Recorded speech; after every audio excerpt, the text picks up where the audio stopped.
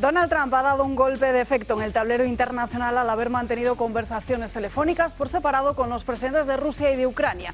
En estas llamadas, según el presidente de los Estados Unidos, lo importante es que se ha tratado cómo poner fin, y de forma inmediata, a la guerra en Ucrania, un conflicto que se ha prolongado durante años, dejando un rastro de destrucción masiva y miles de vidas perdidas. Trump ha afirmado que próximamente habrá una reunión con Putin en Arabia Saudí para abordar esta crisis y ha asegurado que el presidente de Rusia desea alcanzar una solución pactada.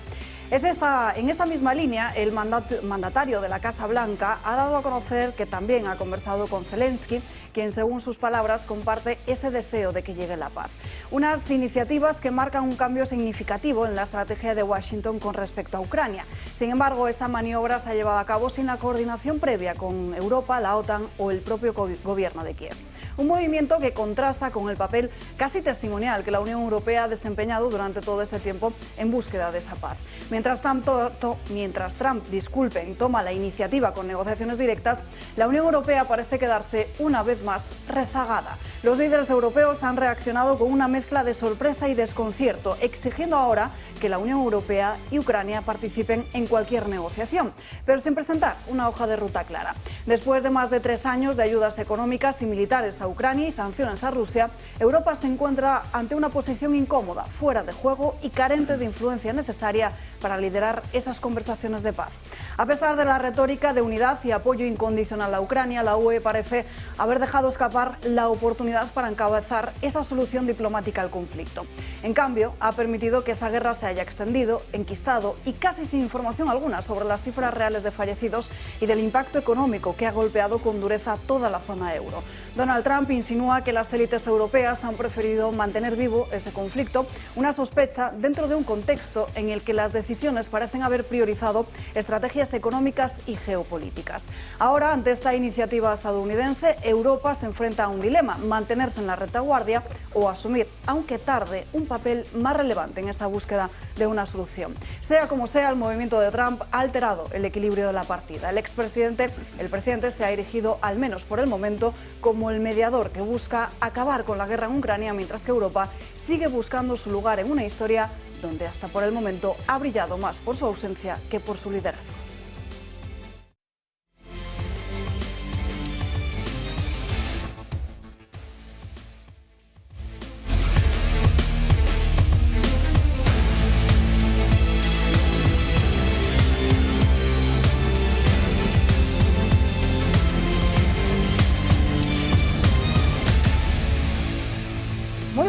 Es jueves, es día 13 de febrero, aquí estamos, comenzamos el programa en la jornada de hoy, celebrando en el santoral del día, además, que es San Benigno de todo. Y muchísimos asuntos encima de la mesa. No solo hablaremos de esa importante llamada de Donald Trump con Putin y también con Zelensky, sino también de muchos de los asuntos que preocupan a los españoles y que marcan la agenda política de estos días. Pero antes de nada, saludamos a nuestros invitados y, en primer lugar, a don Julio Eriza, que durante estos días, esta semana, nos ha abandonado aquí en Dando Caña, pero le hemos estado siguiendo en su canal de Telegram. Res de delicta, que decían. Cosa abandonada. Vamos a ver. ¿Qué tal estás? Tenemos un problema, Julio. A Julio le hemos censurado. Señores, el micro. Tenemos un problema. Ya escuchamos a don Julio, ahora sí. Ya te hemos levantado Houston. la censura. ¿Tenemos un problema? No, ya no. ¿Ya no? Ya no. Bueno, porque estaba este cuello así un poco... En fin. Vamos a ver. Tenemos, desde que está Trump en el poder, el tsunami es de tal calibre, el cambio de paradigma es de tal calibre, que yo creo que todavía la gente está intentando recolocarse, ¿no? Pero cuando escuchas además que Trump ya ha puesto en marcha el final de la guerra, tal como además él había preanunciado hace ya meses, si no años, pues te das cuenta de que hay políticos que van a tener que responder de muchas cosas. Estamos hablando de más de 700.000 personas muertas. Pero parece que eso no, en este momento ya no le interesa a nadie. Esa guerra nunca tuvo que ocurrir. Es verdad que hubo una actuación por parte de Rusia absolutamente condenable. Y es verdad también que desde el punto de vista político, lo que se hizo con Rusia después de los acuerdos de Minsk era completamente inaceptable. Lo que pasa es que la Unión Europea ha demostrado en todo este proceso, primero, que no tenía personalidad propia ninguna, que estaba dispuesta a imponer a su ciudadanía la más estricta y férrea de las censuras, como ha demostrado en otros temas, donde también siempre ha asumido el lado de la no libertad y de la no transparencia. Y, claro, y de repente se están encontrando que es que se puede hablar de todo, se puede opinar, se puede hasta ver Russia Today y se puede hasta lo que ellos mismos han hecho, que es, mientras sancionaban a Rusia, multiplicar las compras de gas y de petróleo a ese mismo país.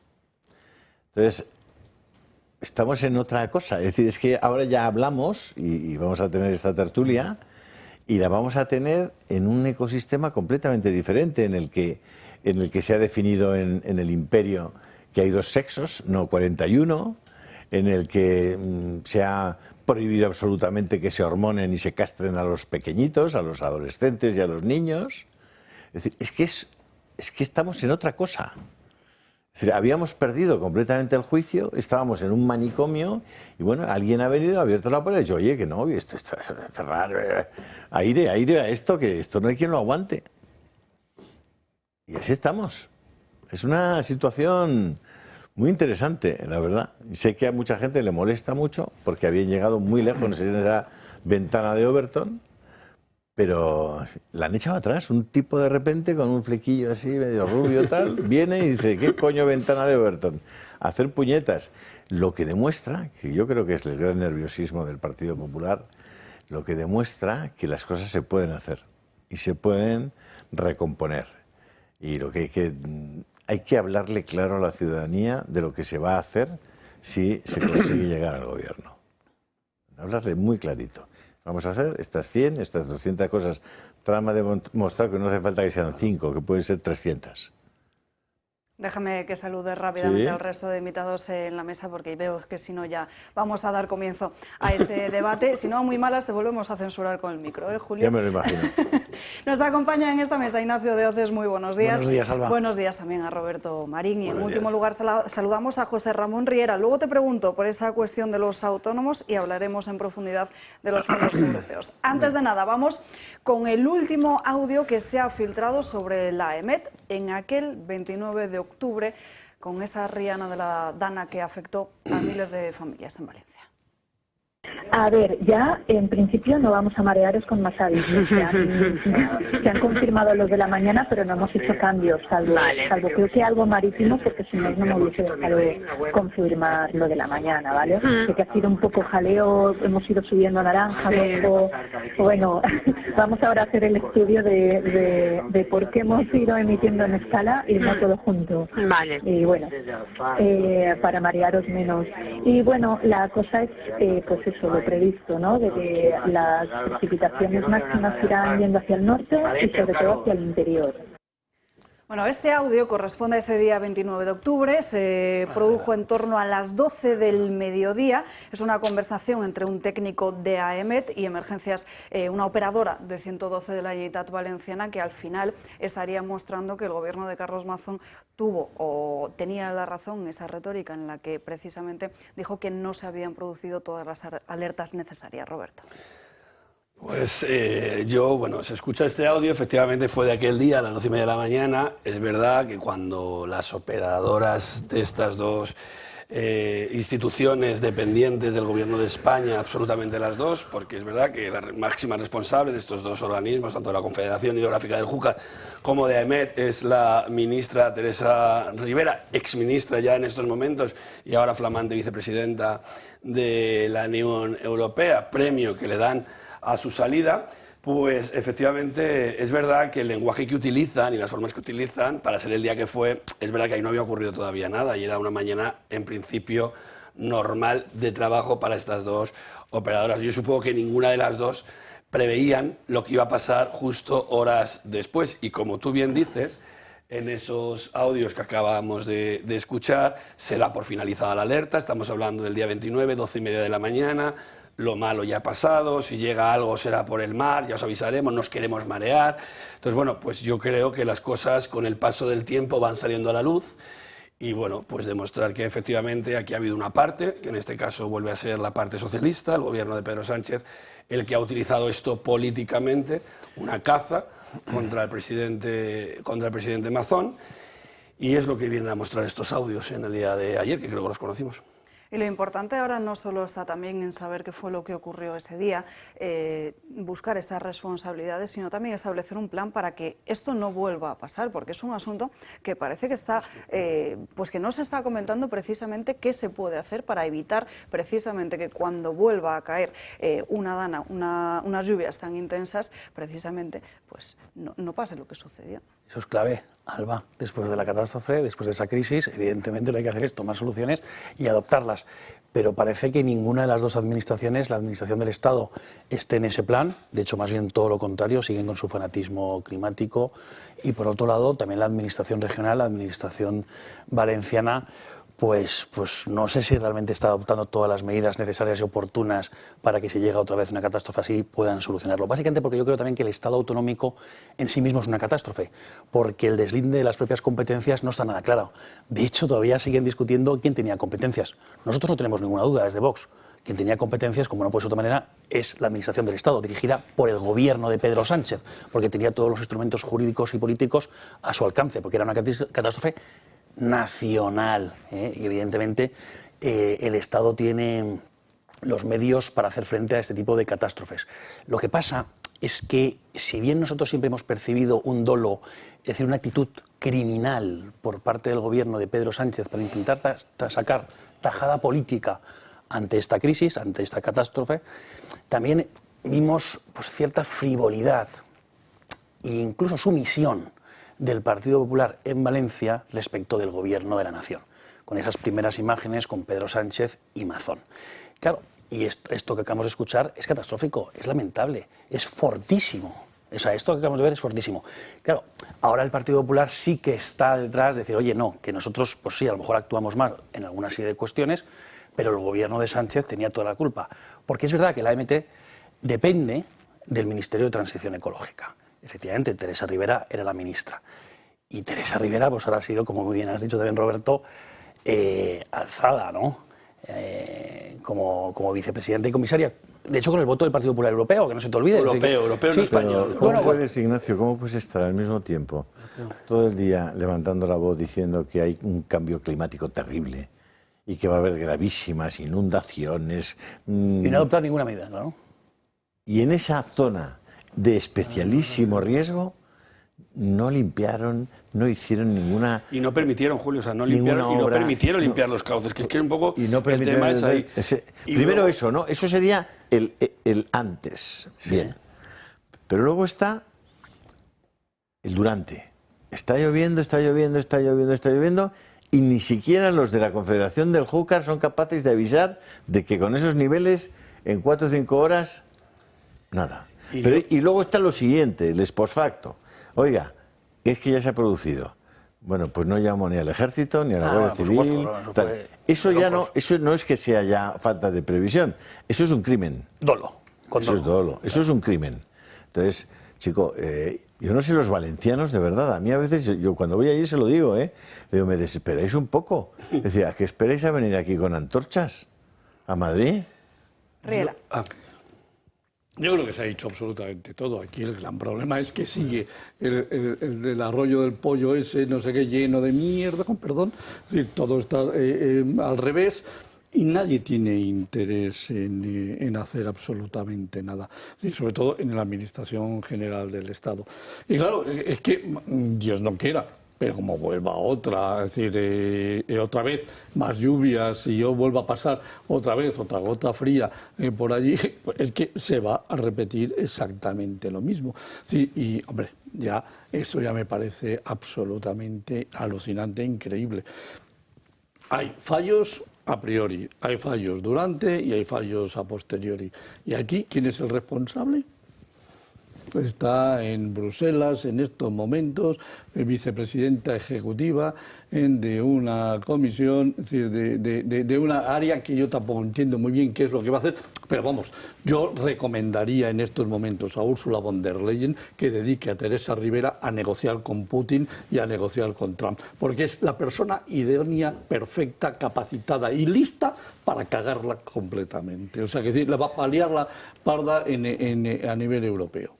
Después de esta filtración de ese audio y de toda la polémica surgida en las últimas horas, la EMET ha emitido este comunicado que van a ver en sus pantallas, donde defiende su gestión. En esa nota, el organismo meteorológico sostiene que esa llamada tenía como objetivo confirmar la previsión ya emitida durante la mañana, ratificando los avisos de nivel rojo por precipitaciones extremas en la provincia de Valencia. Dice así: la afirmación de que las lluvias se desplazarían hacia el norte y el interior coincide con lo que finalmente ocurrió.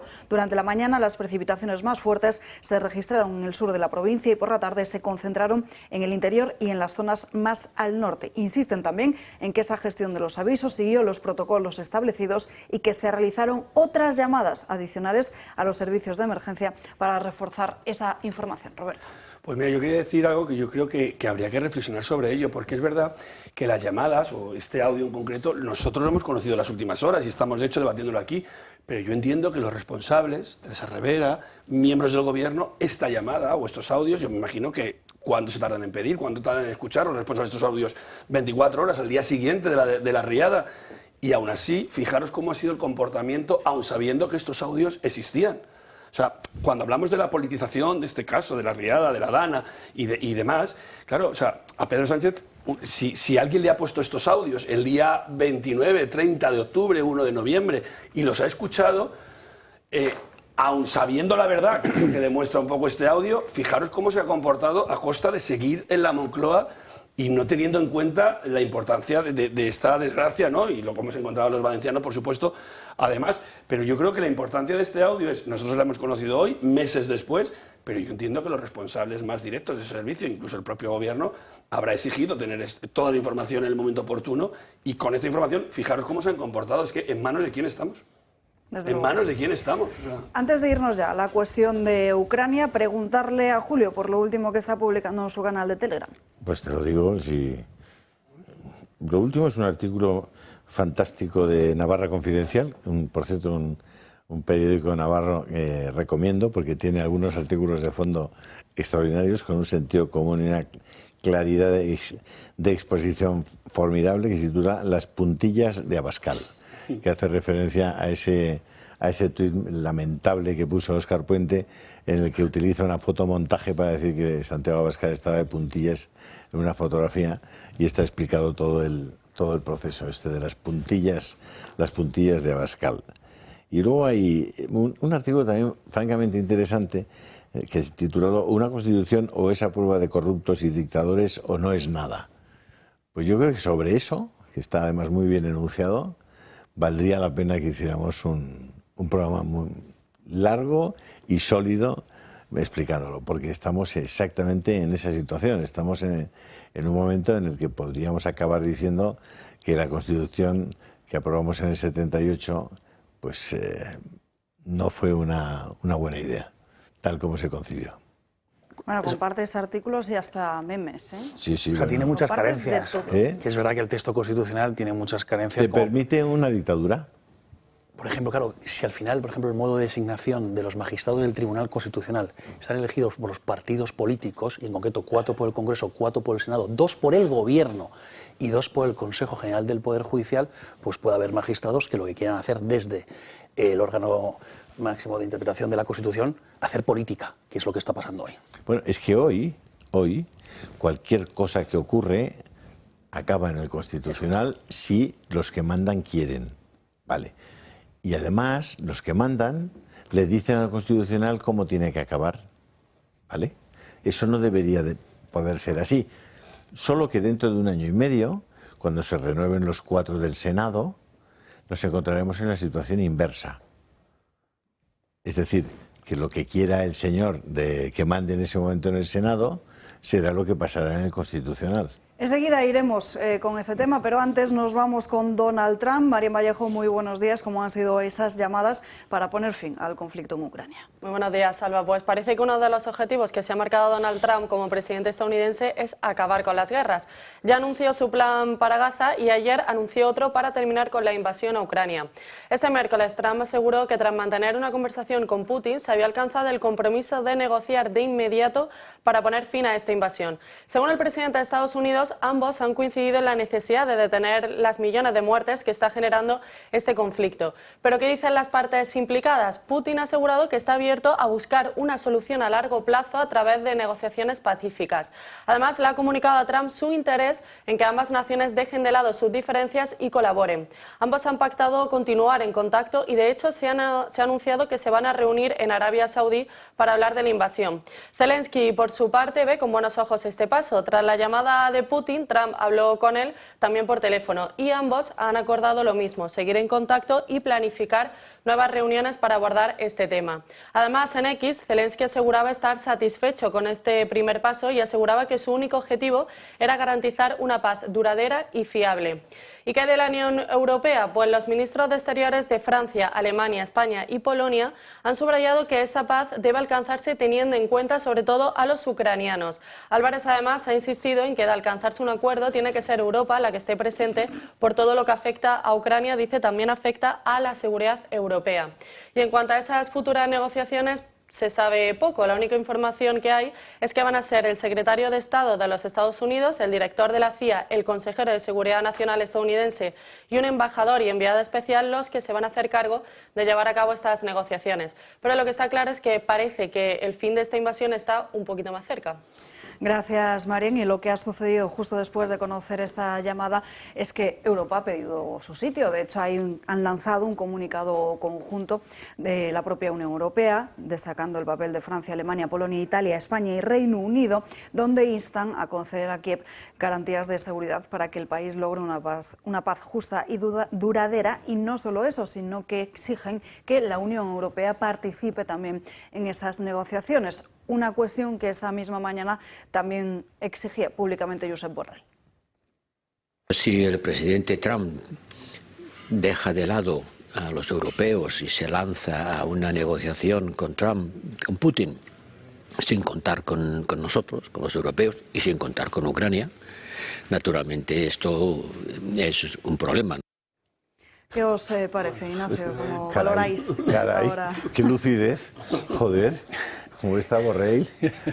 ¿En qué estado se encuentra? Vamos a ver, a esta gente, a Borrell y compañía, lo que les molesta es que Trump pueda alcanzar la paz. Y fijaros que dice, no, sin contar con Europa y con Ucrania. Hombre, yo estoy convencido de que con Ucrania van a contar. De hecho, han llamado al presidente. Claro. Otra cosa es que a lo mejor no llaman a Borrell y que se alcanza la paz sin su mediación, porque de hecho son los que ellos han alimentado este conflicto. Hay que condenar la invasión, sin duda. ¿Ahora queremos la paz? Sí. ¿Me da la impresión que ambos se van a dejar pelos en la gatera? Pues sí, pues también. Es decir, yo creo que se van a modificar las fronteras que teníamos antes. Yo creo que sí. Ya lo han dicho, ¿no? Ya ayer salió el mensaje más o menos claro diciendo que habría que respetar. Veremos al final en qué queda todo esto. Pero en cualquier caso es que, claro, Trump llega con ideas, con determinación, con contundencia. Y sinceramente, pues estos Borrell y compañía, Úrsula, pues podrán quejarse. Pero si Trump y Putin y Zelensky quieren la paz y ya llegan a un acuerdo, pues sinceramente en la foto no van a aparecer. Y eso es realmente lo que les molesta a estos señores de la Comisión Europea y de las instituciones europeas. Riera. Sí, vamos a ver. El problema de la Unión Europea es que ha perdido toda la credibilidad. O sea, que llegue un señor, presidente de los Estados Unidos, y en menos de un mes se coloque y diga que nos vamos a sentar a negociar y a cerrar este tema, cuando Europa ha tenido la oportunidad durante 3 años de haber hecho ese trabajo, demuestra perfectamente que tenemos un problema. Es que Europa en estos momentos no pinta nada. Y es que no solamente no pinta nada, habiendo sido el señor Borrell precisamente el alto representante de la diplomacia europea. ¿Qué ha hecho Josep Borrell en este tema? nada, absolutamente nada. Y ahora cacarea. Bueno, pues nada, pues que cacaree. Es decir, ¿qué dice, qué hace el señor, qué ha hecho el señor Álvarez? Es decir, nada, Napoleón Chu es que no tiene ni idea de hacer absolutamente nada, excepto cesar embajadores porque le molesten a su estrategia personal. Con lo cual, la Unión Europea lo más que puede hacer en estos momentos, ya lo he dicho, que nombre a Teresa Rivera, que así veremos de verdad, es decir, toda la potencia que tiene en negociación Bruselas. Es decir, estamos fuera del mapa de la negociación, no pintamos nada y lo más que podemos hacer es dejar que esto se desarrolle sin intervención para que termine cuanto antes.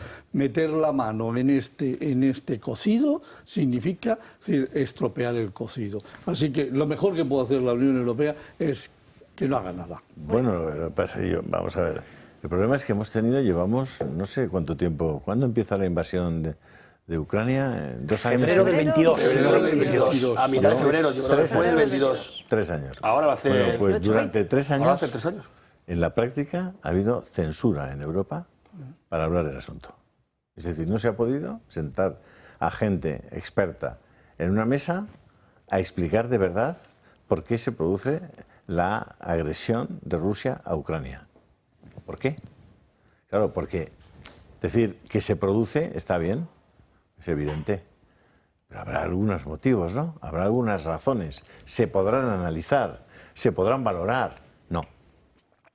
No se ha permitido a nadie públicamente explicar, valorar, razonar, argumentar, describir cuál era la situación después de los acuerdos de Minsk. Ni siquiera contar los acuerdos de Minsk. Tampoco del Maidán. Es decir, todo eso se cogió, se metió en un saco y se dijo, se cierra el saco. Y ahora solo vamos a hablar de que estos tíos son unos chulos y unos asesinos que han invadido Ucrania y vamos a por ellos. Y no hay más discusión. Ese ha sido el debate. Yo nunca he aceptado ese debate, que fuera así. No lo he aceptado, porque no me parecía ni siquiera justo. Pero es que además, mientras cogían el saco, lo ataban y lo dejaban te decían, y ni se te ocurra hablar de paz. ¿Habéis visto una manifestación no a la guerra? Una, en todo este tiempo, en 3 años, una, diciendo no a la guerra. Estaban muriendo cientos de miles de chavales de 20 años. Preguntarles a sus madres, a sus padres, a sus hermanos. Ni una manifestación de un no a la guerra. Perdón. Porque la Unión Europea y sus dirigentes lo han impedido. O sea, dieron instrucciones rotundas respecto a eso. Entonces, chicos, es que hay que volver atrás. Uno de los responsables era Borrell. Enseguida continuaremos hablando de ello, pero tendrá que ser tras una breve pausa de publicidad en la que les invitamos a que se apunten a la próxima actividad del Club de Amigos, que se va a producir el lunes día 24 de febrero. Apunten, lunes 24 de febrero. ¿Por qué? Porque el Club de Amigos se va a ir a callejear por Madrid, en este caso por el barrio de las Letras del Parnaso de los Comediantes. Nos va a acompañar en esta visita de 2 horas el guía Javier Sardón.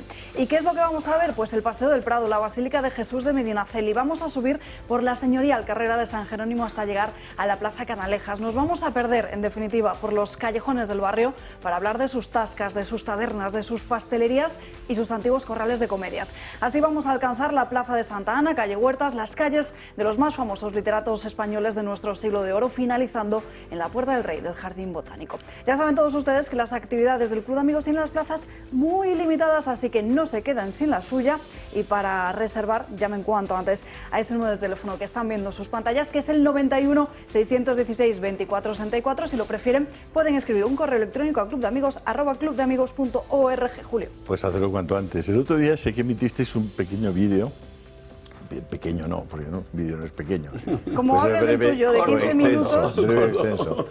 Y en ese vídeo yo trataba de explicar, se llama Mis queridos enanitos, yo trataba de explicar que, hombre, que está bien que uno ejerza la crítica incluso sobre los compañeros o los colegas, ¿no? O los competidores. Pero el caso de Federico Jiménez de los Santos ya empieza a ser un poco preocupante. Y yo le estoy dando muchas vueltas, he escrito alguna cosa sobre eso, pero y pensaba, ¿y cómo se podría describir la actitud de Federico, lo que es Federico en este asunto y cómo? Y me he tenido que ir a un término, sé que es un término desconocido, ya vosotros ya lo buscaréis para los que no sepáis su significado, pero he llegado a la conclusión, Federico, de que realmente te has convertido en un tarzanete. Querido amigo, eres un tarzanete.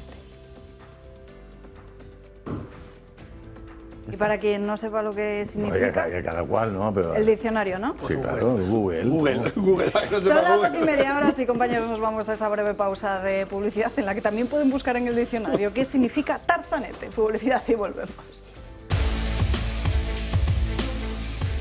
Ya estamos de vuelta andando caña, pasan 5 minutos de las 12:30 del mediodía, las 11:30 en Canarias, y como todas las semanas, Pablo Cambronero se dedica a fijarse en lo que se aprueba y lo que sale de las reuniones del Consejo de Ministros. Esta semana no ha podido ser menos, así que tenemos conexión en directo con él. Pablo, muy buenas tardes. Hola, muy buenas tardes, encantado de estar con ustedes, como siempre.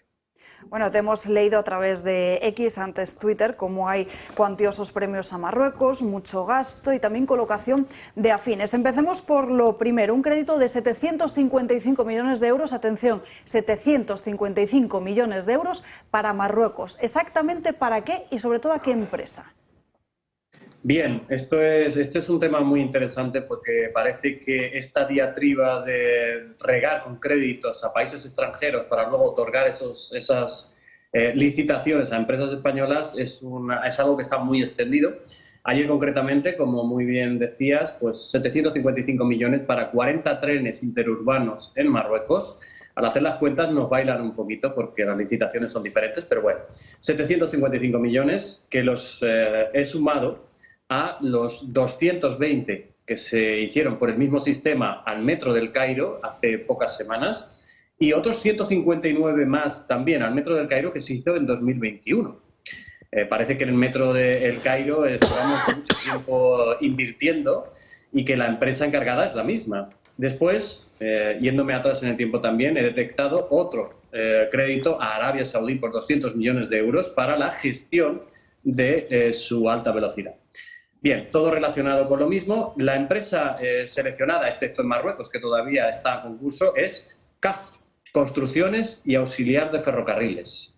Es una cosa muy curiosa que siempre sea la misma empresa, parece ser la seleccionada para hacer estas cuantiosísimas obras o estos trenes en este caso. Pero bueno, como me he ganado el derecho a ser mal pensado, he establecido una teoría que es cierto que es de mi cosecha, pero que la veo lógica, y es que realmente sabemos que en España tenemos la empresa Talgo, una empresa puntera a la hora de la fabricación de locomotoras, etcétera, etcétera, y es una empresa que está sufriendo una OPA por parte de un grupo polaco y otro húngaro. Pues bien, esa empresa, que ha sido marca España mucho tiempo, pues parece que no recibe ese mismo trato de favor de dinero público por parte del gobierno. ¿Qué he deducido yo, y esto sí que es de mi cosecha? Pues que realmente el gobierno está topando a CAF, a la empresa Construcciones y Auxiliar de Ferrocarriles, para precisamente hacer menos atractiva a Talgo y poder llegar al control de una empresa como está haciendo con otras tantas a través de la SEPI. Eso es de mi cosecha, pero lo he visto ya tantas veces que creo que me he ganado el derecho a malpensar. Esto es lo que está sucediendo. Hablamos de 1.334 millones de euros, lo que nosotros hemos detectado, cuidado, que hay más, en Arabia Saudí, El Cairo y Marruecos. Todo a la empresa CAF. Además, mencionas que hay un modus operandi, que es el que se repite frecuentemente con grandes cantidades de dinero, y es que precisamente esas partidas que se otorgan a través, como si fueran unos préstamos, nunca vuelven. Claro, al final lo que se está haciendo es precisamente dopar a esas empresas, es decir, dar el dinero a las empresas, supuestamente, aquí hablamos todo de suposiciones, puesto que una vez se concede el crédito al país le perdemos un poquito la pista y no sabemos muy bien cómo se distribuye ese dinero, si la empresa encargada recibe el montante total, si recibe una parte, si el gobierno del que recibe el dinero, en este caso Marruecos, lo distribuye de una manera imaginativa, tampoco lo sabemos, Pero bueno, sabemos, eso sí, y ya está certificado, que le vamos a conceder un crédito en condiciones ventajosas de la OCDE a Marruecos para 40 trenes interurbanos en su territorio. Bueno, también hubo premio en el día de ayer para Radio Televisión Española, unos 20 millones de euros. Unos nuevos 20 millones de euros que se suman a los miles del presupuesto anual y que habla de que cada fin de semana, mejor dicho, cada martes que se reúne el Consejo de Ministros, hay una partida nueva para Radio Televisión Española que, recordemos, sigue siendo un ente público que arrastra unas pérdidas terroríficas. De hecho, hace poco tuvo que ampliarse su capital por vía parlamentaria, puesto que no llegábamos a pagar todo el aparato insidioso e ideológico en el que se ha convertido Radio Televisión Española. Al final es una agencia de colocación del propio gobierno y evidentemente necesitamos con urgencia un DOGE que aclare y que audite todo este gasto y que desde luego ponga un poco de cordura a la hora de ejercer ese gasto público que nos está lastrando como sociedad y también personalmente, puesto que la marea de impuestos que pagamos ya está siendo insoportable. Te pregunta Julio Ariza. Pablo, estarás asistiendo agradecido y asombrado a la acción de Donald Trump y Elon Musk en Estados Unidos, ¿no? La verdad es que sí, don Julio. La verdad que no me lo creo. No me lo creo porque lo que está haciendo el DOGE en Estados Unidos con la USAID, hablamos de su Agencia de Cooperación Internacional al Desarrollo, es un poco lo que llevamos haciendo nosotros desde septiembre del año pasado, analizando todas y cada una de las partidas que distribuye este ente de cooperación internacional al desarrollo, y cada uno de los escándalos que están descubriendo los puedo duplicar con datos, además públicos, aquí en España.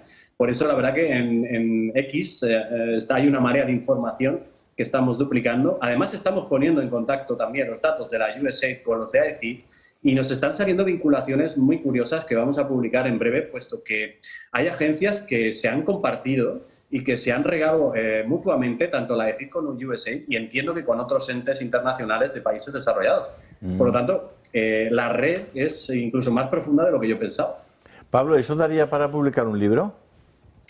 Daría para publicar un par de libros. ¿Y a qué esperas? ¿A qué esperas?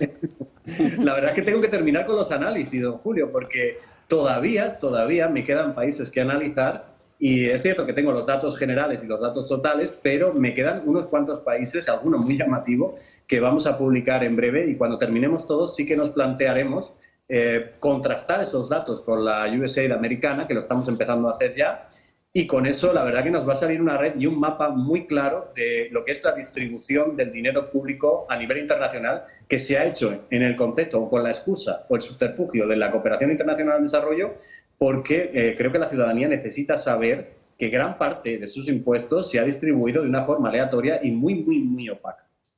Pues cuenta con nosotros para la edición, para la promoción, para la difusión de ese libro.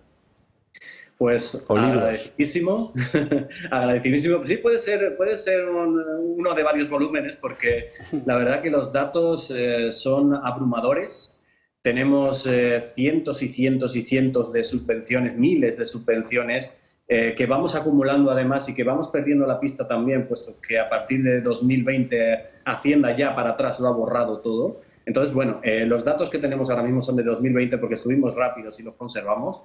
Y podemos llegar al infinito. De hecho, la propia AECID está aumentando el ritmo. No sé si pretende compensar la caída de Estados Unidos de la USAID, pero está aumentando el ritmo y ha creado un subterfugio jurídico y una nueva organización propia para distribuir este dinero. En los varios consejos de ministros que ha habido anteriores, la AECID ha cambiado su estatuto y ha reforzado sus labores y su personal. Es curioso. Pablo Cambronero. Muy interesante. Muy interesante. Muchísimas gracias por atendernos en esta mañana. Te seguimos leyendo a través de las redes sociales todos estos análisis que además son muy importantes también. Un abrazo. Espectacular, enhorabuena. Muchísimas gracias y gracias por la labor de difusión que hacéis a este trabajo, que es arduo, pero y cabrea al personal, pero alguien tiene que hacerlo. Publicarlo, Pablo, publicarlo. Desde luego que sí. Seguimos hablando del Consejo de Ministros porque esto no fue lo único que se aprobó en el día de ayer. Fíjense, ayer también se nombró a Laura Sánchez Espada, la directora de gabinete de la ministra de Vivienda y de Agenda Urbana, el departamento que lidera la socialista Isabel Rodríguez. Se estarán preguntando quién es Laura Sánchez. Pues fíjense, porque fue una de las 5 personas del entorno del Ejecutivo de Pedro Sánchez que tuvo acceso, o al menos conocimiento, del correo electrónico que la defensa de la pareja de Isabel Díaz Ayuso envió al fiscal encargado de la causa tributaria antes de ser publicado en algún medio. Precisamente veamos cómo la cuestión del fiscal general del Estado sigue dando de mucho de qué hablar. García Ortiz se convierte, señor Sánchez, en uno más en la sesión de control al gobierno. ¿Quién va a pedir perdón? El borrado de los WhatsApp de su teléfono móvil, justo el día en que se conoce su imputación en el Supremo, ha estado en el centro de los reproches. Señor Bolaños, vamos a lo nuestro, vamos a lo suyo. ¿Considera que el Tribunal Supremo prevarica? Y las críticas del Partido Popular hacia los de Sánchez. Pero el tono más bronco, el de Félix Bolaños contra Álvarez de Toledo, diputada del PP. Hay quien piensa que está usted melancólica, nostálgica, algo triste, algo mohína, porque ya se han ido de España los ultras que visitaron Madrid el pasado fin de semana. ¿Usted está más cerca de los ultras de la Madrid Fascio Week del fin de semana pasado o del Partido Socialista Obrero Español? Usted difama al Tribunal Supremo para intentar salvar al fiscal general con la hipotética ayuda del Tribunal Constitucional. García Ortiz tiene un porvenir penal sombrío y es que ha hecho exactamente lo mismo que imputa al Supremo. Mire, es muy claro que usted está mucho más cerca de Orbán y de la ultraderecha europea que de este gobierno democrático y progresista español. Muy claro. Usted evidentemente está más cerca de los que cuentan el bulo, cuentan con su solidaridad porque le recuerda a su época pasada. En el gobierno insisten en su defensa, que aquí no hay caso,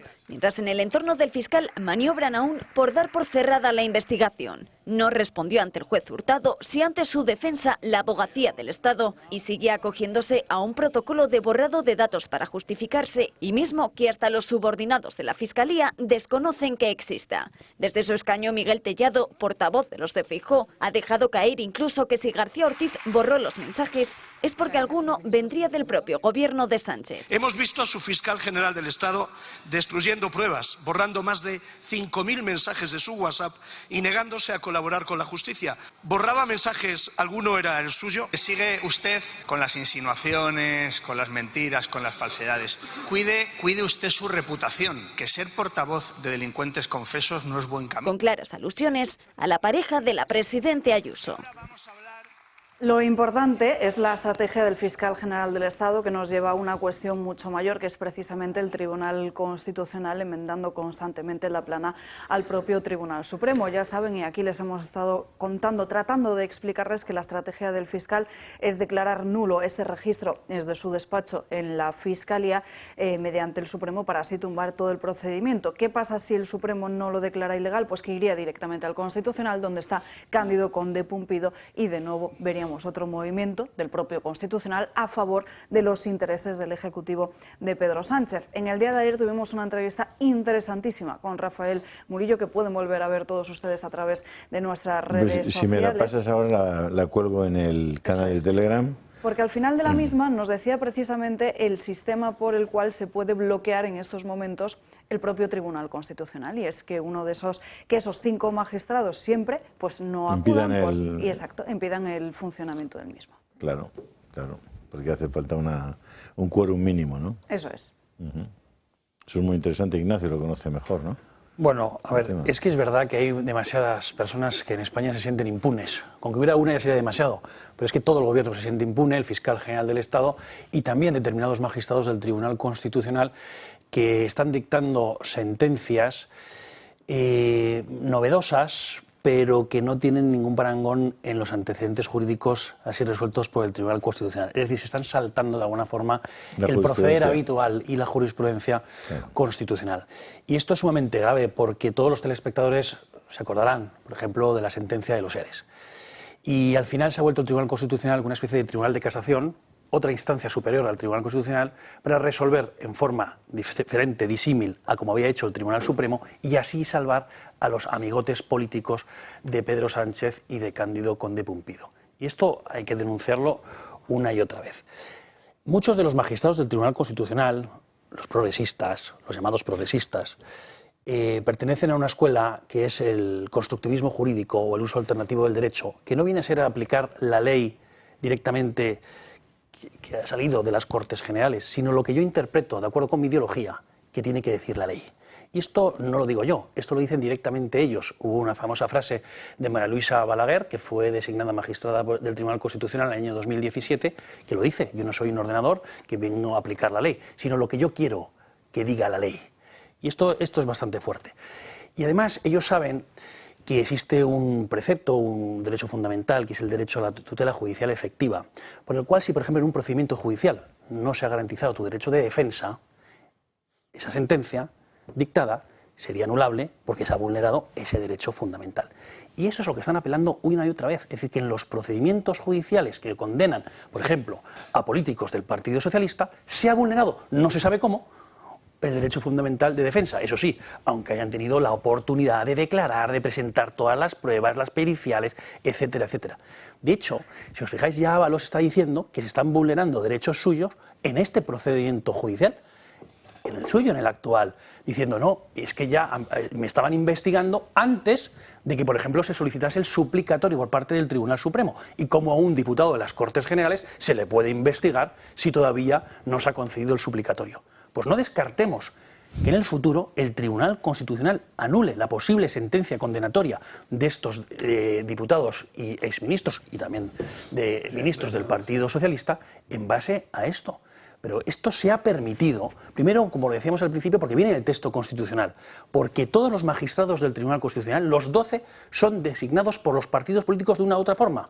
4 por el Congreso, 4 por el Senado, 2 por el Gobierno. Es decir, que el Gobierno directamente decide 2 de los magistrados del Tribunal Constitucional y 2 por el Consejo General del Poder Judicial, que a su vez están nombrados por 3/5 del Congreso y del Senado. Es decir, que los partidos políticos dominan también la justicia constitucional en España. Y esto, por supuesto, hay que cambiarlo. Nosotros de Vox lo llevamos en nuestro programa.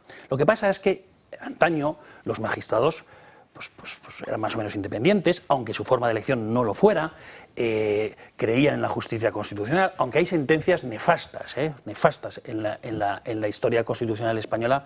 Quiero recordar, por ejemplo, el caso Rumasa, por ejemplo, que a mí me parece que fue una verdadera locura, y que García Pelayo, que era presidente del Tribunal Constitucional, pues bien, luego se fue de España, se fue a México y ganaron la sentencia. También ha habido políticos del Partido Socialista que han reconocido presiones al Tribunal Constitucional para que declararan constitucional leyes que evidentemente vulneraban los derechos. Quiero recordar, por ejemplo, la ley del aborto. La ley del aborto evidentemente era inconstitucional. Bueno, de hecho lo es. Otra cosa es que el Tribunal Constitucional de Conde Pumpido lo declarase constitucional. Pero oiga, no hay que ser muy lúcido en derecho para saber que todos tienen derecho a la vida, que es lo que marca el artículo 15 de nuestro texto constitucional, y cuando se aprobó en 1978, pues la verdad es que la sociedad española no quería el aborto, y muchísimo menos como un derecho. Hablando de eso, y con esto sí que termino, Alba, si no te importa, Conde Pumpido participó en la sentencia del aborto, ¿vale?, en el año 2023. Participó. Él mismo, como fiscal general del Estado, porque fue fiscal general del Estado entre el año 2004 y el año 2011, preparó informes firmados como fiscal general del Estado hablando de la constitucionalidad de esa ley. Hoy no permiten al magistrado Macías participar en el estudio, en la resolución final de la ley de amnistía, porque siendo vocal del Consejo General del Poder Judicial fue uno de los firmantes de un informe. Esa doble vara de medir es la del señor Conde Pumpido. Roberto. Pues yo creo que el caso del fiscal general, que se ha hablado mucho y que quien borra es porque algo teme, todo eso yo creo que todo el mundo lo tenemos claro, viene a mostrar un poco, uniendo las palabras que decía Ignacio, que estamos en un sistema que está absolutamente viciado, absolutamente, y que todo lo que vas tocando, o todo lo que van tocando, mejor dicho, lo van pudriendo, cosa que hace mucho más indefensos a todos los españoles. Hablabas al principio de tu intervención, Ignacio, de que el gobierno, no sé cómo ha sido la frase, pero que se sienten impunes, ¿no? Es un poco lo que decías. Y todos los alrededor de Pedro Sánchez. Porque yo, de verdad, es un ejemplo que yo, la gente que esté en casa, posiblemente lo entienda bastante mejor. O sea, el hecho de la actuación del hermano de Pedro Sánchez ante sede judicial, declarando de la forma que declaró, creo que es el claro ejemplo de que se sienten impunes, porque es que cualquier persona de a pie que tenga cualquier mínimo problema con la justicia, un problema de tráfico, un algo de Hacienda que no se paga, a ti te llaman para ir a un juicio y qué menos que te sientes con tu letrado a decir, oye, te pueden preguntar esto, te pueden preguntar lo otro, vamos a prepararlo, ¿no? El hecho de no hacer ese ejercicio básico para presentarte ante sede judicial, creo que es eso, mostrarse por encima del bien y del mal, sentir esa impunidad, porque saben que al final del camino han pudrido absolutamente todas las estancias y lo han preparado absolutamente todo para que todos aquellos que tengan carné socialista, vínculo socialista, pues de una de maneras, tú fíjate ahora los seres, exculpar, ¿no?, a la gente de los seres, pero si es que ha sido una de las ruinas de Andalucía, o sea, una serie de cosas, y decíamos el Conde de Pulpido, ya termino, decías, no, es que el Conde de Pulpido ya era, pues fijaros los símiles, ¿no? Cuando creíamos que Zapatero había sido el peor gobierno de España, llegó Pedro Sánchez, y cuando creíamos que el Conde de Pulpido había sido el peor fiscal general del Estado, ha llegado García Ortiz. Y es que vamos a peor en todos los aspectos que tiene que ver con España. Vamos a parar la publicidad y enseguida estamos de vuelta. Eso no sinvergüenza. Seguimos dando caña y lo hacemos con las crónicas de Manicomio de Gabriel Serrano. Gaby, muy buenas tardes. Muy buenas tardes, Salva. Ya llegan los carnavales. La gente sale a las calles, se disfraza, máscaras, que es lo más típico. De hecho, en España se atribuye a Cádiz, porque aquellos barcos que venían de Venecia, de hecho Cádiz, les recomiendo que vayan aparte, tiene unas torres, las torres miradores, que es de donde se avistaban los barcos. Entonces te decía que lo sepan ustedes que Gaby está barriendo para casa, ¿eh?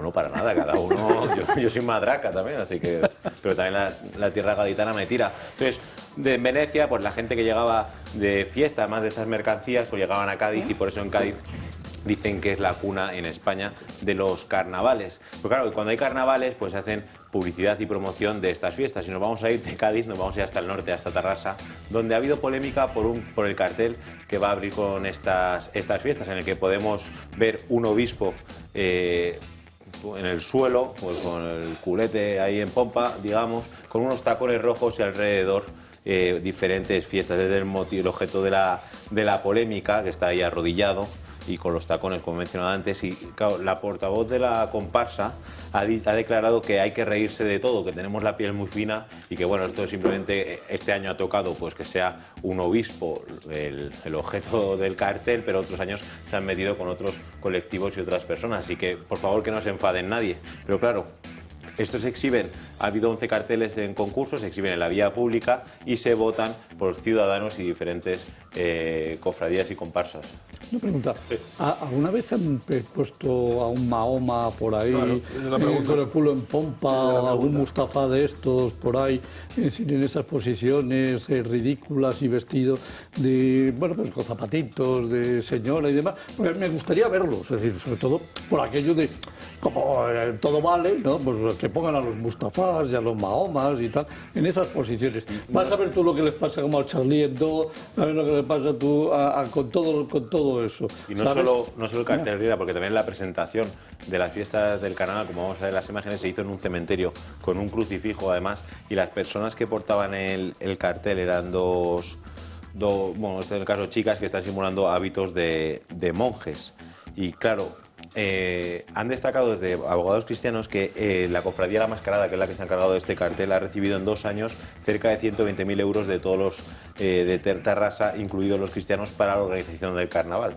Así que dinero que han recibido, dinero público, y muchos de esos entiendo que serían cristianos, muchos católicos, y se lo devuelven con este tipo de actos. Julio. Bueno, los romanos describían la autoritas como el saber socialmente reconocido y la potestas como el poder socialmente reconocido. Pues nuestros obispos, queridísimos obispos, han perdido la autoritas. Han perdido la autoritas, son incapaces de enviar un mensaje directo, diáfano, claro, potente, de respeto hacia los católicos, sus feligreses, sus fieles, hacia la jerarquía de la Iglesia y lo que representa, y hacia lo que es la doctrina de la Iglesia católica. Y como no hay obispos que tengan esa cualidad de emerger como verdaderos líderes espirituales, que es lo que en la práctica deberían ser, pues la gente se cachondea de los cristianos una y otra vez sin ningún problema, porque eso tiene una cierta venta. Nada más, el silencio de los obispos en tantas cosas está siendo tan clamoroso, tan elocuente en los últimos años, y que solo ha servido para ir en perjuicio de su propia autoridad, que ya no la tienen. Eso ellos sabrán, que la recuperen. Y para recuperarla hay que ser muy consistente, muy consecuente, muy sólido. De hecho, Queridos obispos, ánimo. El mensaje que ha sido denunciado por parte, sobre todo, del Consejo Interreligioso de Tarrasa, que está conformado por las Arciprestazgos de allí, la comunidad musulmana y comunidad evangélica, que se han reunido para tal, pero que no ha habido un mensaje directo en contra de esto, sino que además que estamos diciendo que... Si saldrán los musulmanes a defender a los católicos, ya verás. Que el Consejo Interreligioso está conformado por una comunidad musulmana. Pero si es que llega Trump y se carga los 500 millones de dólares que daban a Planned Parenthood para promover el aborto en el mundo y se cargan la participación en la Organización Mundial de la Salud, que solamente es una organización mundial por el aborto. O sea, creedme, la mayor parte de esos fondos se van para matar bebés en todo el mundo porque les sobra población. Y el Papa de Roma y los obispos españoles y los obispos del mundo, salvo excepciones, se ponen a escribir cosas contra Donald Trump. O sea, a ver, vamos a ver, si usted quiere ejercer una crítica política, que creo que no debería hacerlo, pero si quiere ejercer una crítica política, al menos sea usted justo. O sea, no sea usted arbitrario. Diga usted, mire, de lo que ha hecho Donald Trump este mes, esto está bien, esto está bien, esto está bien y esto está mal. Pero claro, salir a decirle a Donald Trump que todo está mal... ¿Pero de qué estamos hablando? ¿Qué está mal, señores obispos? ¿Que a los niños no se les pueda castrar o hacer histerectomías a las muchachas a los 12 años porque tienen disforia de género? ¿Eso está mal? ¿Qué está mal, señores obispos? ¿Que el señor Trump se promueva el pro-life en Estados Unidos en vez del pro-choose? ¿Que promueva la vida en vez de la muerte? ¿Eso está mal? Habrá cosas que hará mal, seguro, pero eso está mal. ¿Es importante eso? ¿Es importante para una sociedad? ¿O no lo es? ¿Es importante que el señor Trump promueva la paz en Ucrania? ¿O no lo es? ¿O es mejor seguir apoyando a los ingleses y a los franceses que tienen suficientes problemas para tapar como para querer seguir vendiendo cosas a Ucrania? ¿De qué estamos hablando? Y los obispos callados en un tema y en otro y en otro y en otro. Aquí hablamos del PP y del PSOE. ¿Dónde están los obispos diciendo que de una vez se retire la ley trans que todavía tiene vigente Isabel Díaz Ayuso en Madrid? ¿Dónde están? Que esa ley supone que ni siquiera uno puede plantearse la reversión a partir de una determinada inclinación personal. Es decir, que no tienes ni la libertad porque si alguien se decide a ayudarte a hacerlo, se lleva 600.000 euros de multa. ¿Dónde están? ¿Qué quieren ser? ¿Una ONG? ¿Una ONG? Siendo que las ONGs no existen, porque todas ellas son OGs, no ONGs. Oye, por favor, den ustedes la cara de una puñetera vez. En tantos temas, en los temas de familia, en los temas de matrimonio, en los temas de hijos, en los temas de educación, todos atrás. Han impedido incluso el planteamiento del cheque escolar, que es una de las cosas más sensatas que lleva Vox en su programa electoral. El que cada padre disponga del dinero que esté en la bolsa común para educar a sus hijos como quiera. Y que los colegios y los institutos compitan entre sí. Ni siquiera eso han estado dispuestos porque preferían controlar el dinero los propios colegios para hacer sus cositas. Mientras no controlaban a quienes entraban como profesores de religión. Porque en realidad no se sabía de qué rayos de religión iban a ser profesores. Entonces, no sé, es que algún día tendrán que salir algún obispo a decir algo medianamente valiente. Que no les va a pasar nada, que en el 36 al obispo de Barbastro le cortaron los testículos y los metieron en la boca por ser cristiano. Los rojos. Chicos, que a vosotros no os va a pasar eso. En En fin, Gaby, ¿qué otra noticia nos traes para hoy? Julio, San Valentín. Vamos a descansar un poco. Yo creo que te va a venir bien. ¿Cómo vamos de amor? ¿Bien? El termómetro... Cojonudo. Pues mira, pues eso es lo importante, que ustedes estén bien de amor, y vamos a rebajar aquí un poco el tono porque veo que me caigo de la silla. Bueno, es San Calentín. Ah, mira. ¡Hala! Pero pues muy bien traído. Mientras no sea San Tarzanete. Bueno, esto estaba pactado, que ustedes sepan. Ha salido una nueva aplicación de citas. Hay mucha gente que pregunta qué es un tarzanete, o sea, un federiquete, pero yo no lo voy a explicar, búsquenlo ustedes. Bueno, después de su búsqueda, atentos, busquen otra cosa que les voy a recomendar, que es una nueva aplicación de citas en zonas rurales. Sí, están solteros. Por supuesto, aquí siempre nada de la poligamia, no defendemos, no. Uno con una o una con uno, no se equivoquen. No, me voy a callar porque igual me estaba metiendo en un camino que me estaba saliendo de él. Pero bueno, hay una nueva aplicación, como les estaba mencionando, de citas para conectar a personas rurales. Es una iniciativa que ha nacido en colaboración con Iberdrola, que la ha creado Vente a vivir a un pueblo. Pues ha desarrollado una aplicación digital, Cora, pues con el objetivo de luchar contra el aislamiento social y facilitar la formación de parejas en los pueblos españoles. Ahí en la España vaciada, pues la gente tiene menos disposición a conocer gente de su entorno. Y dice, oye, pues vamos a crear esta aplicación para conectar diferentes pueblos. Uno, para que ustedes se ilustren de la calidad del pueblo, de los edificios, y además, joder, qué bonito tomar un pincho de tortilla y un vinito con alguien afín. Pues esto es... Como vemos en la imagen, te dan dos opciones: vivo en un pueblo, me gustaría encontrar pareja, o amigos con los que charlar, también de la opción de amigos, de amistad, o vivo en una ciudad y lo mismo, me gustaría encontrar una pareja o amigos. Claro, el 20% de la población, según los últimos datos, sufre soledad no deseada, y se están incentivando este tipo de aplicaciones, sobre todo en España, en la España rural, que está últimamente más vacía que nunca, pues para poder conectar a esas personas y poder repoblarla. Claro, en los entornos rurales esta soledad se agrava aún mucho más. Entonces, Cora nace con dos funciones: facilitar el contacto entre las personas que buscan simplemente, pues eso, una conversación entre amigos, y ayudar a los solteros de esas zonas, pues a encontrar el amor de su vida, básicamente. Y la inteligencia artificial ha sido cedida en este caso por IBM, que va a permitir que la búsqueda sea aún más exacta, analizando los diferentes perfiles. Ahora esta aplicación está en fase inicial, hay unas pocas descargas, pero esperan que 10.000 usuarios se la hayan descargado a finales de febrero. Son aplicaciones locas, divertidas, pero que en este caso tienen un sentido. Además, que no se equivoque, que no todo es Tinder, que aquí te da la opción de charlar, buscar un amigo. Así que... Hablando de la soledad, esa es una de las maravillosas frases de la Madre Teresa de Calcuta, cuando dijo que la peor pobreza del mundo era la soledad. Y así es. Así que aquí hacemos lo que podemos para que no estén solos. Por cierto, no va en serio, pero me lo dice mucha gente, mucha gente. Sobre todo gente mayor que, bueno, pues que están muchas horas en su casa y frente a la televisión. Es que no solo hay que informar, sino también acompañar. Y ahora mismo, pues nosotros, los que estamos aquí, estamos dentro de un salón, de muchos salones, de muchas casas, ¿no? De una cocina o de una pequeña habitación.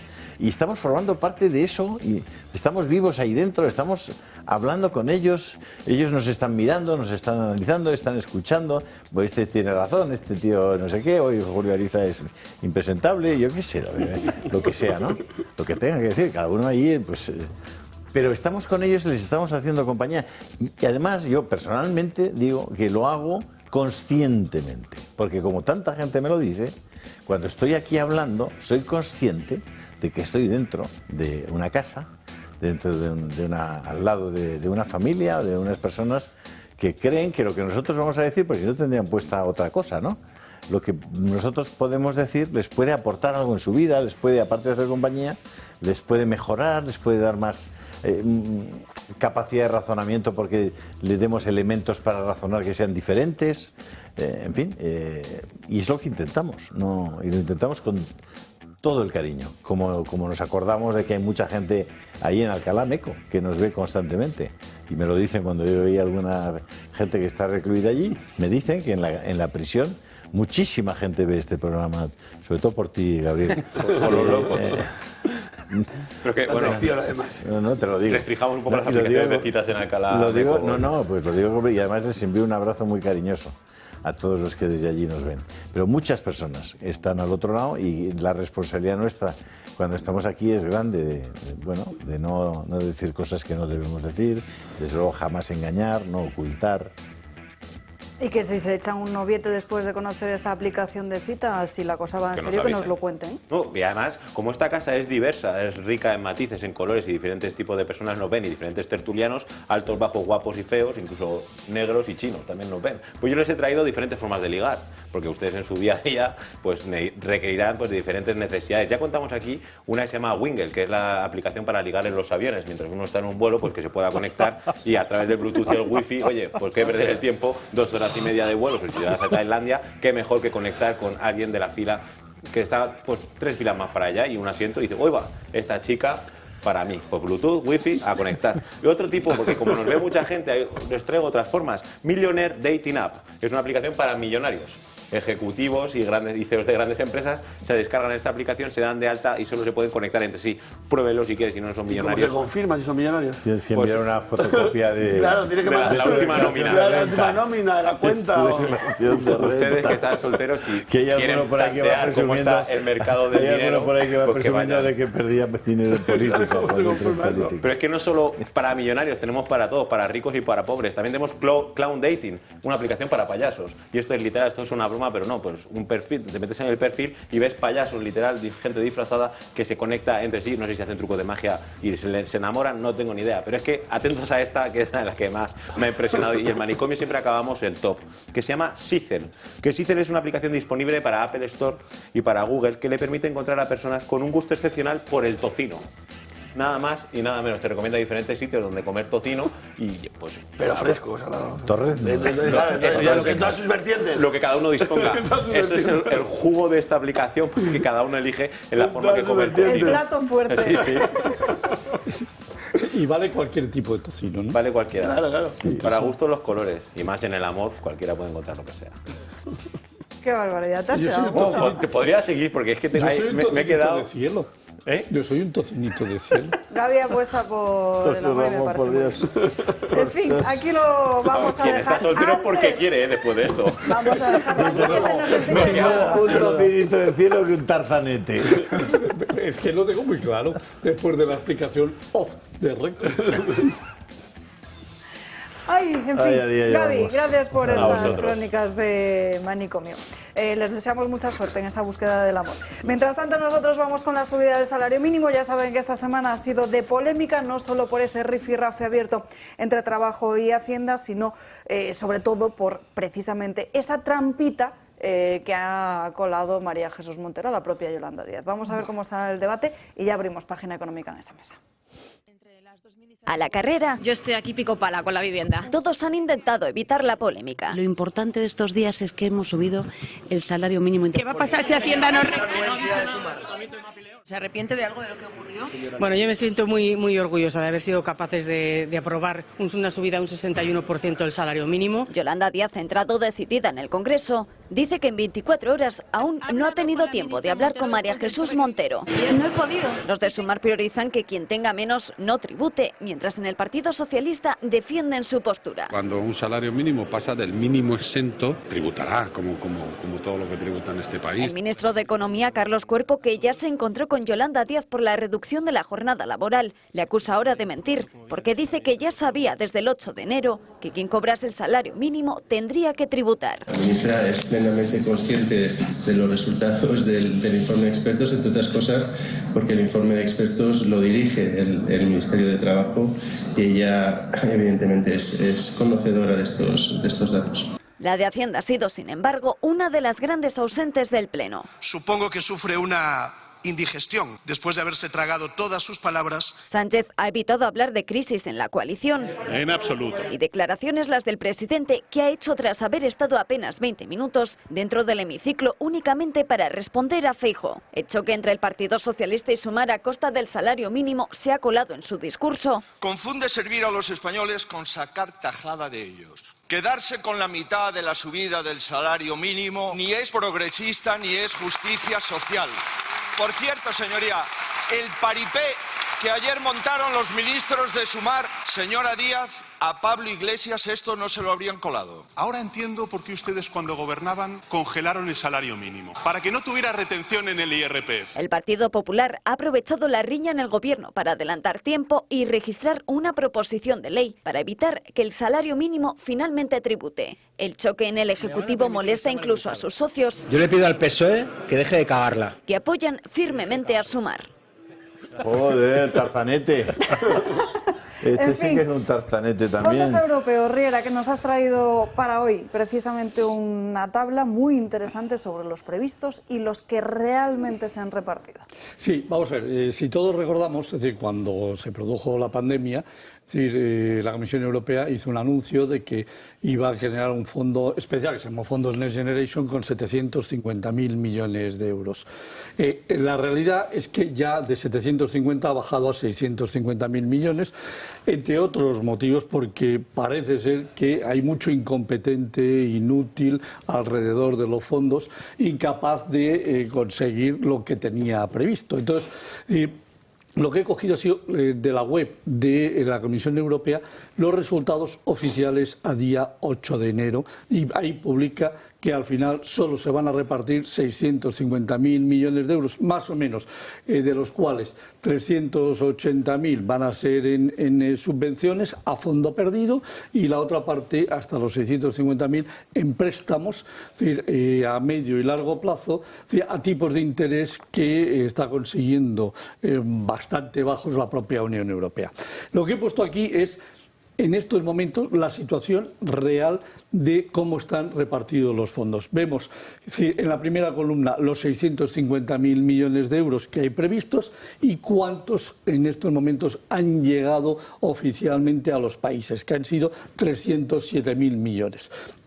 En primer lugar, el primer país que más porcentaje ha recibido en total de fondos es Francia, que de los 40.000 millones que tiene previsto recibir, ha recibido ya casi 31.000 millones, que equivalen a casi el 77%.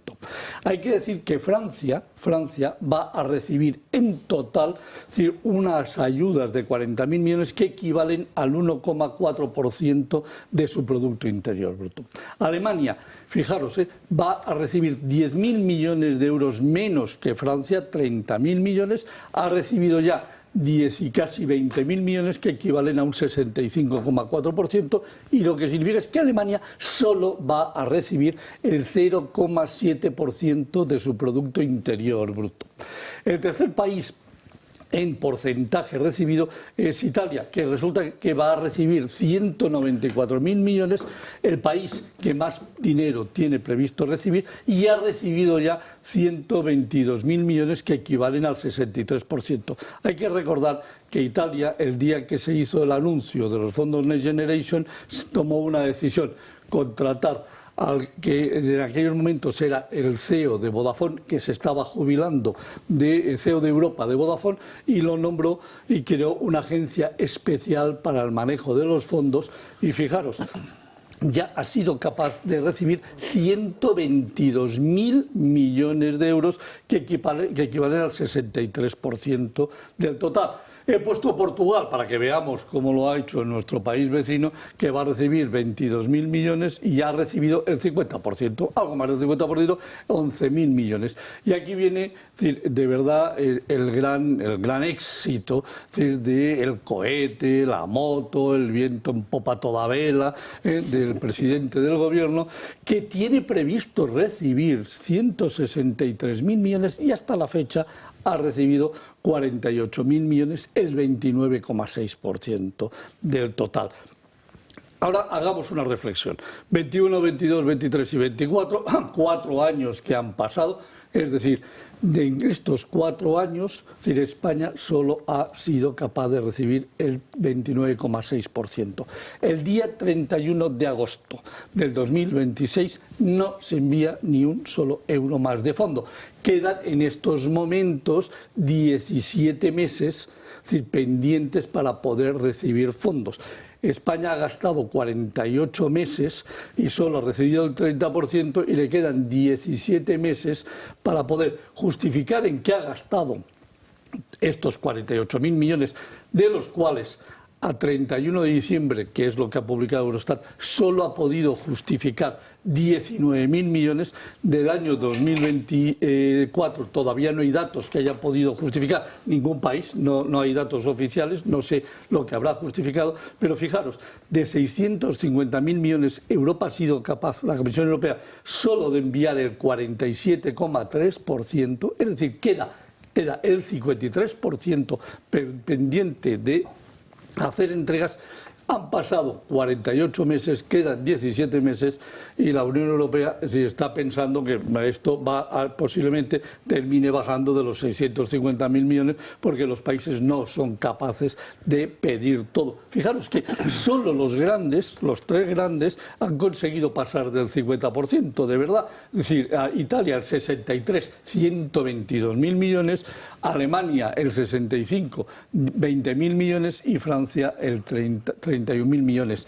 Pero es que lo más doloso de todo este tema es que España, en esos 163.000 millones, dice la propia Comisión Europea en su página web que eso supone el 11,15% del Producto Interior Bruto. Y para que lo vea bien, aquí el señor de Oces puede dar fe de que tengo aquí la página de la Comisión Europea. España va a recibir 79.854 millones exactamente, ahí está, lo están poniendo, en subvenciones, 83.160 millones en préstamos, y eso supone el 11,2% del Producto Interior Bruto. Parece mentira que un gobierno, es decir, que se apunta a tantos de crecimientos espectaculares, es decir, la capacidad que tendría de poder hacer crecer la economía española si de verdad recibiese los 163.000 millones de euros. Pero el problema es que son inútiles, son incapaces, son tan malos gestores, de que solo la Unión Europea ha podido mandarnos 48.000 millones de euros y nos tiene retenido el resto de casi nada, 111.000 millones pendientes de recibir, y me parece que es absolutamente infumable. Entonces lo que quería era explicarlo en estos momentos, porque es que es escandaloso. Es escandaloso, pero escandaloso, es que no somos capaces nada más que de haber justificado 19.000 millones de los 48.000 millones, nos falta por justificar 30.000 millones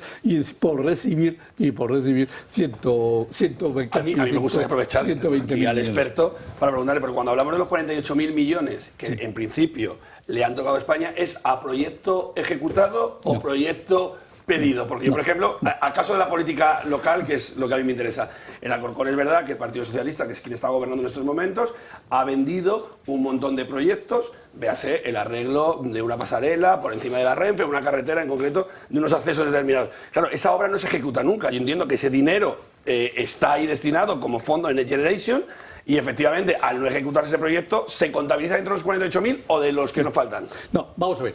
Nosotros hemos recibido 48.000 millones de euros. Solo hemos podido justificar a 31 de diciembre del 2023 19.000 millones de euros, que son los que se han ejecutado y por lo tanto se han transferido el dinero. El gran problema es que no sabemos dónde están preparados los otros 30.000 millones, a dónde van a ir, a quién se le han dado, a quién se le han adjudicado para su ejecución. Es decir, el dinero puede haber llegado a las comunidades, puede haber llegado a los ayuntamientos, y en los ayuntamientos no haberlos transferido y no poderlos justificar que han sido ejecutados porque la obra no está hecha o porque no se han, digamos, licitado correctamente. Que ese es el puñetero gran problema que tenemos. Es decir, es que las licitaciones se eternizan, se vuelven inoperantes. Es decir, es que ahí ya no es solo la incapacidad del gobierno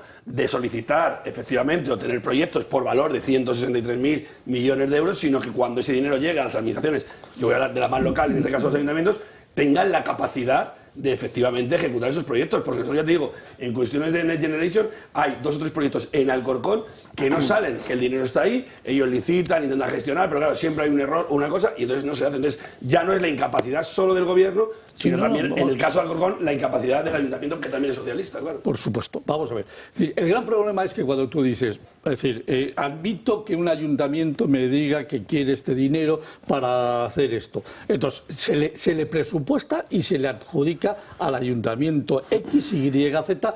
Oiga, usted ha pedido 3 millones para este tema, porque los fondos deben de ser usados, es decir, en 3 grandes conceptos. Es decir, obras de infraestructura, es decir, digitalización y luego temas de green, verde. Es decir, sostenibles. Entonces, cada uno que quiere dinero para cualquiera de esos temas, que luego además se subdividen, esos son los 3 grandes pilares. Luego, cada pilar tiene a su vez varios conceptos diferentes y luego dentro de esos pilares, son pilares de tipo 2, hay diferentes tipos de proyectos a los que puedes optar. Bueno, todo eso en la web de la Comisión Europea queda muy bien explicado y parece mentira, es decir, que sabiéndolo, es decir, que si yo puedo llegar, ¿qué no podrá hacer el Ayuntamiento de Alcorcón o de Alcobendas o el que sea para saber dónde tiene que aplicar para poder pedir fondos? El tema es, ¿y cómo los hago llegar? ¿Cómo los hago llegar de verdad a la economía real? El gran problema es que estamos dedicando mucho de ese dinero que hemos adjudicado en gasto corriente y no en inversión, ni en digitalización, ni en temas de sostenibilidad. Es decir, ese es el gran problema, que lo estamos gastando en gasto corriente, que además el día que nos auditen, el día que vengan los auditores de la Unión Europea a ver en qué lo hemos gastado, podemos tener un verdadero problema, porque está prohibido utilizar este dinero en gastos corrientes. O sea, solo en temas muy claramente definidos. Nos tenemos que ir a la última pausa de publicidad del día de hoy, pero no sin antes contarles la última hora de lo que está sucediendo en Alemania, porque esta misma mañana hemos podido conocer cómo 20 personas resultaban precisamente heridas en un atropello múltiple registrado en Múnich. La última hora que nos llega es que ha sido un hombre de unos 24 años de origen afgano y en estos momentos las autoridades están barajando la posibilidad de calificarlo como un atentado. Es una noticia, Julio. Bueno, el detenido es un afgano solicitante de asilo. Sí, sí. Bueno, aprovechen estos minuticos para darse de alta en el Club de Amigos, si son tan amables. Nos ayudarán a hacer esto un poquito, make el toro great again. Está bien, me gusta. ¿Qué os parece? ¿Sí? Mega. Pues nos falta el pato, por cierto, Alba. Nos tiene sin pato. El toro, mega. Nos tiene sin pato, Alba. Make Europe, make el toro. Exactamente. Mega. Bueno, bajaré el pato. Mañana lo bajamos. Mañana hacemos un especial para explicar un poco por qué los ataques tan brutales, tan constantes y desde todos los medios prácticamente, con algunas pocas excepciones, a Vox y a sus dirigentes. ¿Por qué está ocurriendo eso? Si quieren saberlo, mañana. A las 12 en punto del mediodía con don Julio Ariza a la cabeza. Nosotros nos vamos a la última pausa de publicidad, que como bien decía, aprovechen para darse de alta o apoyarnos a través del Club de Amigos. Es algo que pueden hacer llamando a ese número de teléfono que les vamos a mostrar, el 91 616 24 64. Repito, 91 616 24 64. Y sobreviviremos a las críticas de los tarzanetes de turno. Sin duda que sí.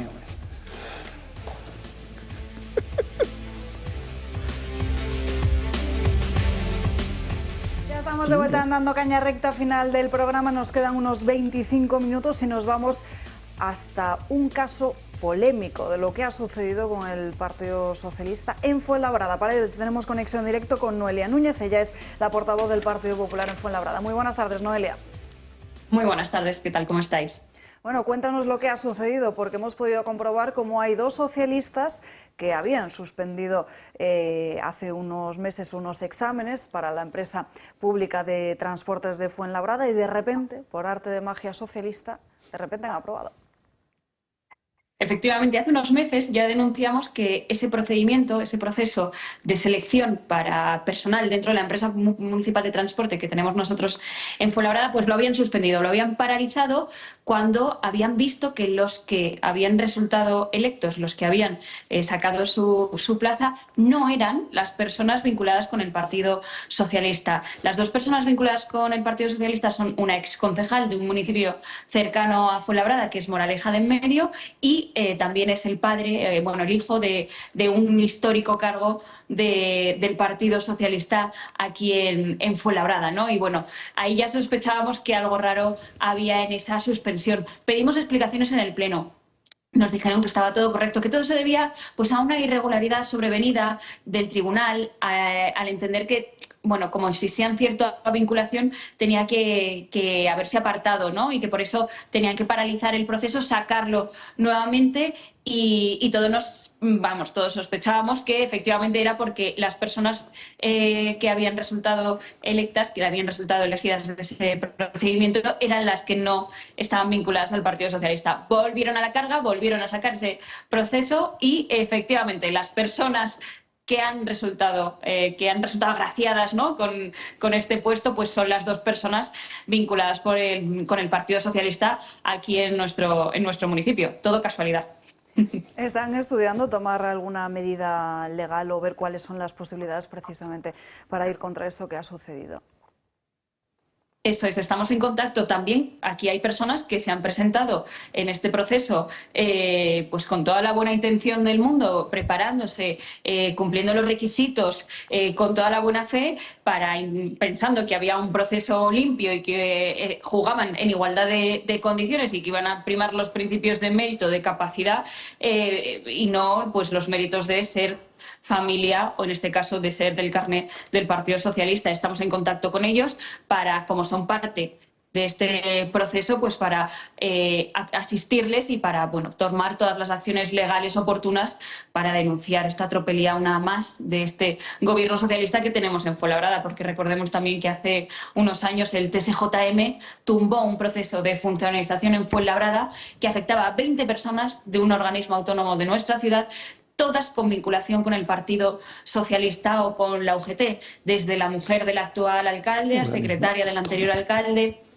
responsable del sindicato. Eso también se consiguió tumbar en los juzgados, ¿no? Y vemos que esta ha sido una más de ese Partido Socialista que piensa que municipios como Fuenlabrada, veía antes también a Roberto, que es nuestro portavoz en Alcorcón, municipios de la zona sur donde el Partido Socialista lleva gobernando bastante tiempo, pues piensan que esto es suyo, que pueden utilizar estas instituciones a su antojo y en detrimento, por supuesto, de personas, de los vecinos que pagan sus impuestos y que en este caso con buena fe se presentan a este proceso de selección de una empresa municipal de transportes de Fuenlabrada y que resulta que ya tenían nombre y apellidos y eran los que estaban vinculados con el Partido Socialista.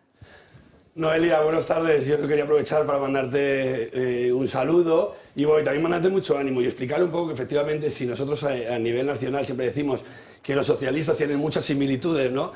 Si me lo permiten los compañeros de mesa, los del sur, especialmente los del sur de Madrid, especialmente se parecen en casi todo. Alcorcón, como bien habla Noelia de la empresa de transporte de Fuenlabrada, pues Alcorcón también tiene una empresa de la limpieza donde también se denuncia casi sistemáticamente, ¿no?, el tipo de las contrataciones, porque tienen el mismo modus operandi en muchísimas de estas empresas. Yo es verdad que quería recordar, aprovechando que está Noelia Núñez con nosotros, Noelia tiene un vídeo de esos importantísimos que todo el mundo debería ver, de una intervención suya ya hace años, porque Fuenlabrada no es así de ahora, Fuenlabrada viene arrastrando este tipo de problemas hace mucho tiempo y Noelia, creo que todavía lo tienes por tus redes sociales, además lo hablamos hace poco. Noelia tiene un vídeo donde le pregunta a toda la corporación municipal, a todo el equipo de gobierno de Fuenlabrada, que quién puede levantar la mano en ese pleno que no tenga un familiar, ¿no?, trabajando en algún departamento de este ayuntamiento o en alguna empresa pública, y efectivamente no pudo levantar la mano a nadie, porque es que todo el mundo en Fuenlabrada, posiblemente en Alcorcón, en estos momentos, en Móstoles, cuando estaba el gobierno también del Partido Socialista, es la misma forma de operar en todos los municipios. Y es verdad que hay que decirlo alto y claro y hay que estar denunciando, pero estamos todo el día denunciando procesos similares al que acaba de denunciar Noelia a través de la pantalla. Absolutamente.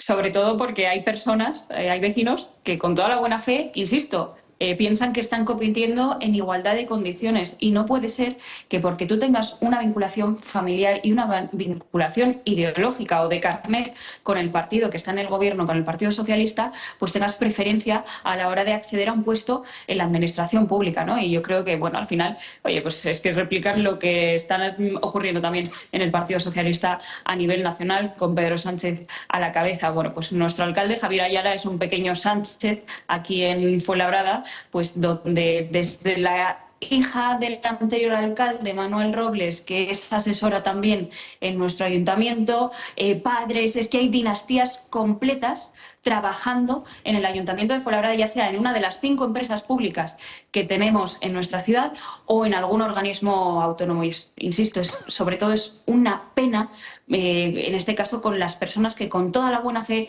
con toda la buena voluntad se presentaron a este proceso de selección para la empresa de transportes de Fuenlabrada y que pensaban, insisto, que competían en igualdad de condiciones y como no son militantes de carné del Partido Socialista, pues han visto que lo que denunciábamos desde un primer momento, que esa paralización del proceso era por algún motivo y efectivamente lo fue, pues que vieron que efectivamente el Partido Popular tenía razón y que este proceso lo paralizaron porque los agraciados no eran los que el Partido Socialista quería. Una barbaridad. Noelia Núñez, muchísimas gracias por atender a nuestra llamada. Un abrazo. Gracias a vosotros siempre. Bueno, y atención ahora, porque vamos a concienciar de la importancia de revisar la visión de los estudiantes, sobre todo en la época final de los exámenes. Eduardo Mora, muy buenas tardes. Hola, muy buenas tardes a todos. Pues sí, ya empiezan, los estudiantes empiezan los parciales de febrero y empiezan ya a estar. Y es muy importante, porque muchas veces, toda la estadística dice que muchas veces más del 30% de los fracasos escolares, parte de la visión influye. Entonces, tenemos muchas veces el pensamiento de que yo veo bien porque veo bien la pizarra, entonces no tengo problema, pero en cambio no rindo bien en el estudio, no rindo bien, y muchas veces es porque no tenemos un sistema visual suficientemente eficaz pues para toda la demanda que a partir de ahora se les pide, que están 8 horas en clase, como digo yo, 7 u 8 horas en clase, y luego llegan a casa, hacen sus exámenes, se preparan sus estudios, y todo el rato el sistema visual es el que tiene que estar funcionando en ese sentido. Y es muy importante que la revisión no solo sea ver bien de lejos, sino ser eficaz en nuestro trabajo de cerca, y para ello hay que revisarlo. ¿Cada cuánto tiempo debe hacerse esa revisión visual? Si no se ha llevado a corrección anterior, una vez cada 2 años. Y si se ha llevado ya o hemos tenido algún síntoma, dolor de cabeza, lagrimeo, me canso cuando llego, me quedo dormido cuando estoy viendo una película, porque enseguida son los casos de hipermetropía, y por supuesto si son menores, en la edad infantil, son los padres y los profesores los que tienen que estar un poco atentos a ese tipo de signos, ¿no? Que no es solo que no veo la pizarra, que es el signo más claro. Y cuando ya se es joven, que ya se tiene capacidad, es cuando veo que me canso, me duele la cabeza, que me fatigo. Al final soy lector lento y no me gusta mucho leer, ¿entiendes? O sea, son síntomas que nos dice que nuestro sistema visual no está funcionando a pleno rendimiento. Y lo bueno es que tiene solución, que es decir, que muchas veces no es que tengas que correr un maratón, sino que hay que ayudar, y hay ya correcciones en cristales de gafas, cristales oftálmicos, que con una pequeña ayuda en cerca pues tenemos mucha más capacidad, mucha más conformidad en ese sentido. Es importante. Y es muy importante sobre todo esa revisión visual, sobre todo ahora, porque en estos últimos años las pantallas se han colado de lleno en todas las clases. Sí, en estas píldoras de vez en cuando utilizamos solo para pantallas porque realmente es un campo importante, pero el sistema visual no solamente tiene que ver como ojo por separado, sino que todo eso se integre, nos llegue a nuestro cerebro, lo procesemos, memoricemos, y todo eso, que es realmente un consumo, es muy importante que el sistema visual lo haga de forma rápida y de forma eficaz en ese sentido. Pues Eduardo, que sepan nuestros espectadores y socios del Club de Amigos que tienen una revisión específica de rendimiento visual del estudiante, 30% de descuento en gafas graduadas, 2 por 1 en audífonos y un 15% en lentes de contacto. Gracias. Muchas gracias a todos. Vamos a ir terminando ya el programa de hoy y enseguida a ver si nos da tiempo a hablar de la inmigración ilegal, pero antes, si ustedes han revisado esta misma mañana de qué hablaban los medios de comunicación, habrán leído en muchas partes una noticia que afecta directamente a los autónomos. Vamos a tratar de explicárselo.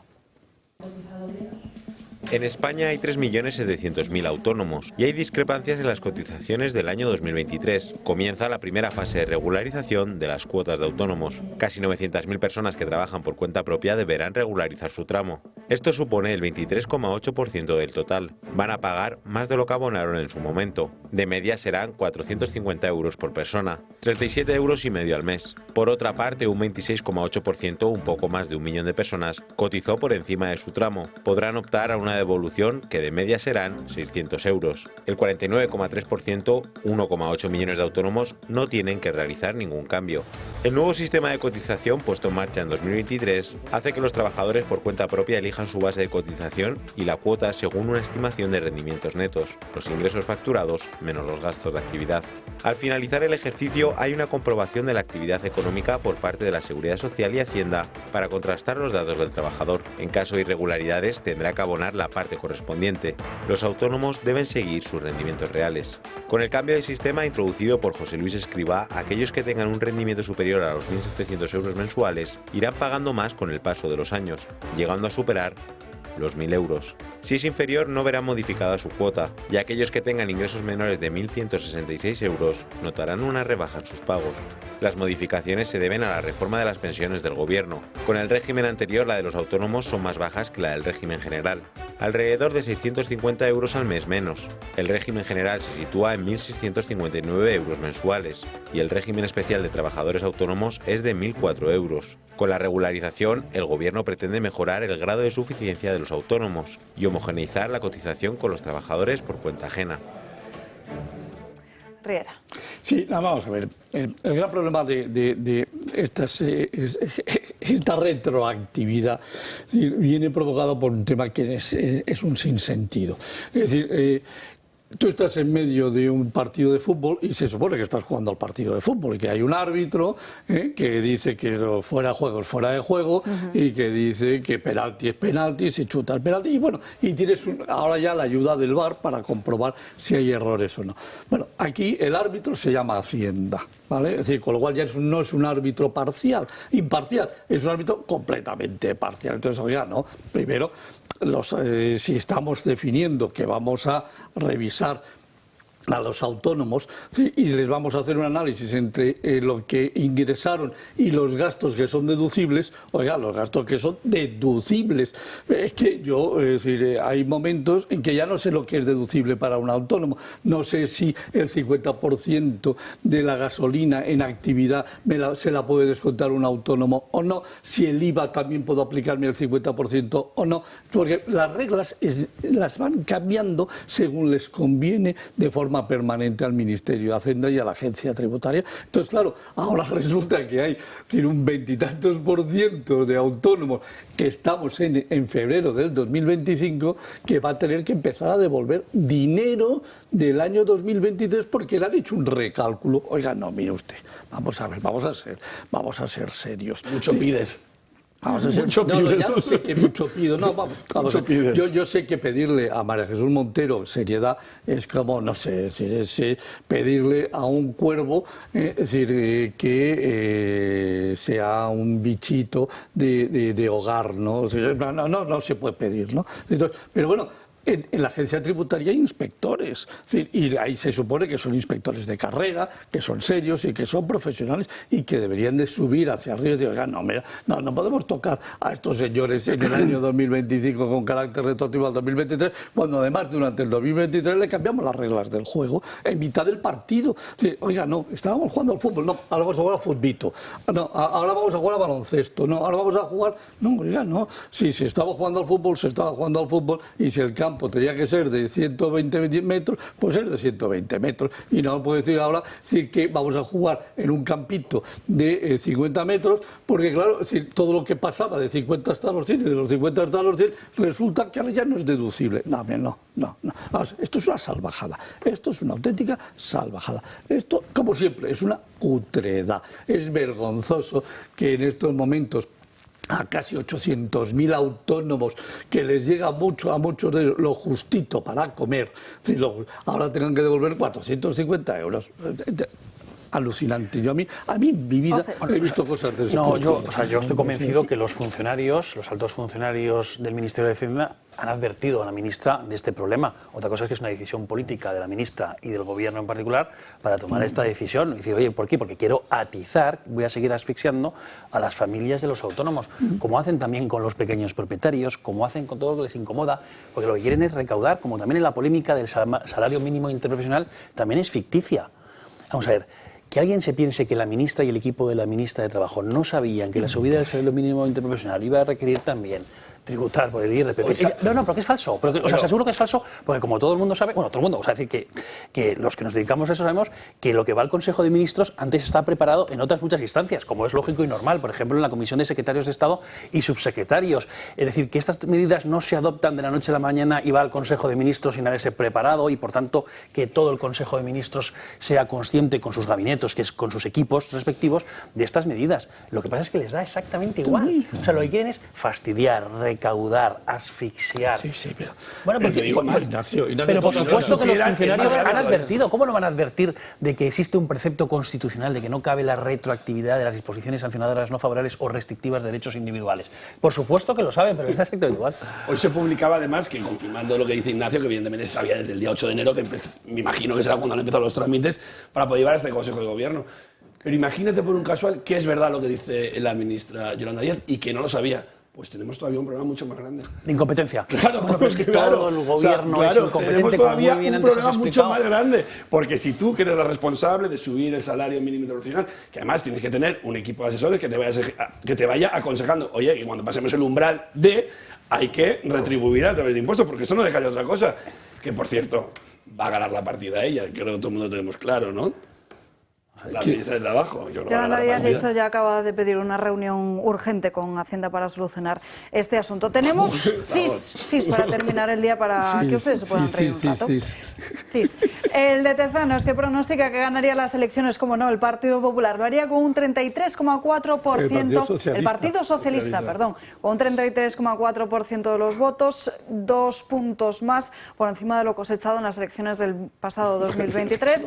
El Partido Popular, sin embargo, pasaría a una segunda posición, caería 5 décimas por debajo de lo cosechado en esas urnas de julio, y a Vox le otorga una crecida en comparación con los pasados comicios, sí, pero en un 13,3%. Todas estas previsiones están totalmente alejadas de lo dicho por las últimas encuestas de los últimos días, que pronostican, las otras, no el CIS, que ganaría el Partido Popular las elecciones, lo haría por encima de los 150-160 escaños, caería el Partido Socialista por debajo de los 20 y Vox estaría por encima de los 40 escaños.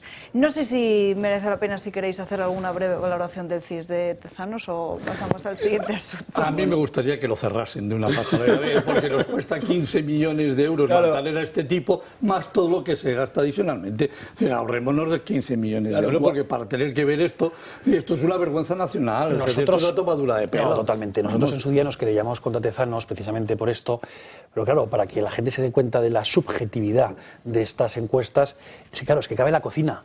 Es decir, de los españoles, a través de las diferentes entrevistas, van diciendo, ¿no?, van dando una serie de datos, y luego llega el CIS y lo cocina.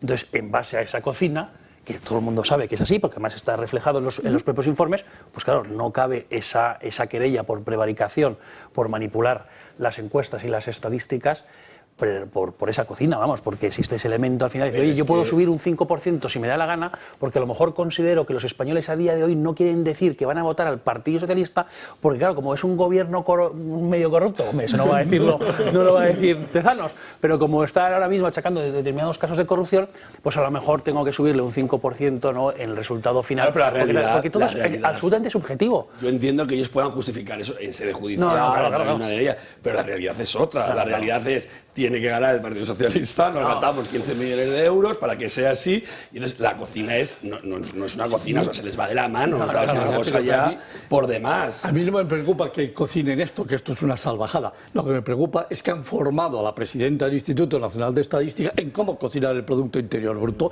y eso sí que es mucho más serio, porque hoy hasta José María Rotellar, el director del Observatorio Financiero de la Francisco de Vitoria, dice, oiga, que se les está yendo a usted la mano hasta tipo muy serio, uno de los mejores economistas de... Oiga, paren que volcamos, que usted no puede estar tocando... Pero es esto, con esto se pasan de frenada, pero se pasan de frenada, lo decía antes Ignacio también, o cuando a los autónomos o a los pequeños propietarios, ellos les tratan como les tratan en este país porque creen que todos son millonarios, ¿no? O sea, no da esa sensación como son, hay que ir a por ellos y que ahora paguen retroactivamente lo que estáis contando antes. Y el pequeño propietario, si tiene 2 viviendas, 3, no sé qué.